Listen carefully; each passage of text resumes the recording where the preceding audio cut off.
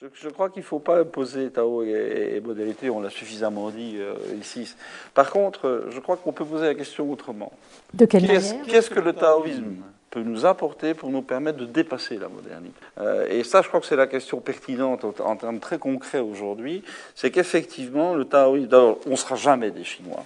On ne sera jamais des taoïstes. Mon maître avait une expression terrible pour ça. Il disait, c'est pas parce qu'on peint un poireau en rouge que ça devient une tomate. Donc, très clairement, on ne sera jamais né chinois. On ne sera jamais habitant l'âme chinoise. Donc, on peut voir le taoïsme de l'extérieur et essayer d'en tirer le maximum d'enseignements pour en faire quelque chose qui puisse nous nourrir dans notre vie intérieure. Alors, ça, c'est la vie intérieure, c'est la vie de chacun.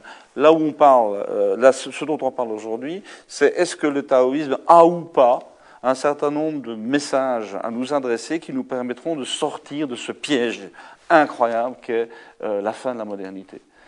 Et la réponse, elle est oui. Il y a énormément d'enseignements à en tirer. Il y a une réflexion fondamentale à avoir sur tout le paradigme moderniste et ce qu'en dit le taoïsme. Et ça, on ne va pas le faire ici parce qu'il faudrait 2 heures. Mais c'est un autre débat. Il y a beaucoup de choses à aller chercher, ne serait-ce que la vie en harmonie avec la nature, le wu-wei, le non-agir, plutôt que l'obsession de l'effervescence qui est typique de nos soi-disant performances occidentales. La notion de plaisir et de joie de vivre bien au-delà de tout l'avoir en termes d'argent, etc., etc. Donc il y a là toutes sortes de nourrissements, si vous me permettez le mot, à aller chercher et qui sont très très d'actualité, je dirais même très très d'urgence. Donc pas en opposition, pas contre.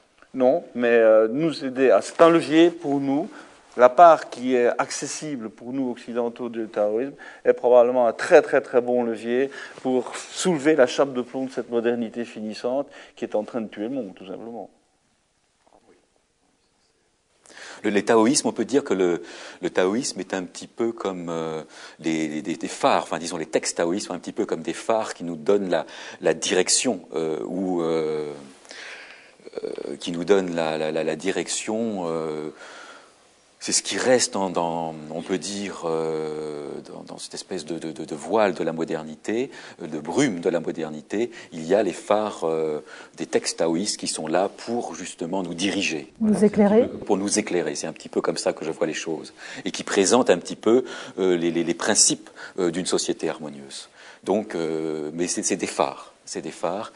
Parce qu'effectivement, ces principes taoïstes sont absolument en opposition avec l'idéologie dominante de l'Occident actuel, qui a trouvé son apogée avec l'idéologie bling-bling, et puis notre président, qui est vraiment l'opposé exact du sage taoïste et du roi taoïste.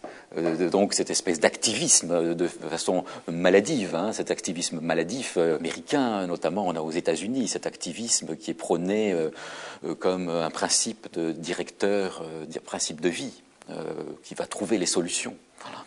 Et précisément, on a ces textes taoïstes qui sont là pour nous rappeler à cette harmonie, à ce principe d'harmonie, si l'on veut justement s'en sortir et si l'on veut sortir de la catastrophe que représente la modernité.